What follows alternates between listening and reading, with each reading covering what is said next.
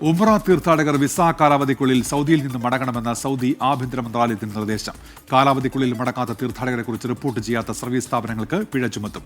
April 29 ഉംറ തീർത്ഥാടകർക്ക് സൗദിയിൽ തങ്ങാവുന്ന അവസാന തീയതി.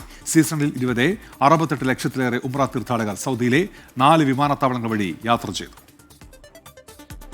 ഹജ്ജ് സീസണായതിനാൽ ഏപ്രിൽ 29 ആകുമ്പോഴേക്കും ഉംറ തീർത്ഥാടകർ സൗദിയിൽ നിന്ന് മടങ്ങണമെന്നാണ് നിർദ്ദേശം.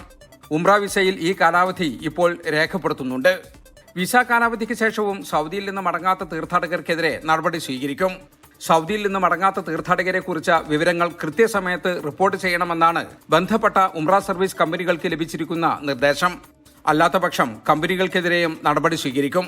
ഒരു തീർത്ഥാടകന് 1 ലക്ഷം റിയാൽ എന്ന തോതിൽ സർവീസ് കമ്പനിക്ക് പിഴ ചുമത്തുമെന്ന് സൗദി ആഭ്യന്തര മന്ത്രാലയം മുന്നറിയിപ്പ് നൽകി.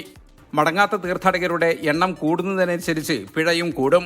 അതേസമയം ഈ ഉംറ സീസണിൽ മാത്രം 4 വിമാനത്താവളങ്ങൾ വഴി 68 ലക്ഷത്തിലേറെ ഉംറ തീർത്ഥാടകർ യാത്ര ചെയ്തതായി മതാറാത്ത് ഹോൾഡിംഗ് കമ്പനി അറിയിച്ചു.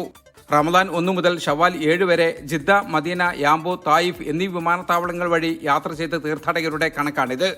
46 ലക്ഷം വിദേശ തീർത്ഥാടകരും 21 ലക്ഷം ആഭ്യന്തര തീർത്ഥാടകരുമായിരുന്നു. ജിദ്ദ വിമാനത്താവളം വഴി മാത്രം 53 ലക്ഷം തീർത്ഥാടകരാണ് യാത്ര ചെയ്തത്.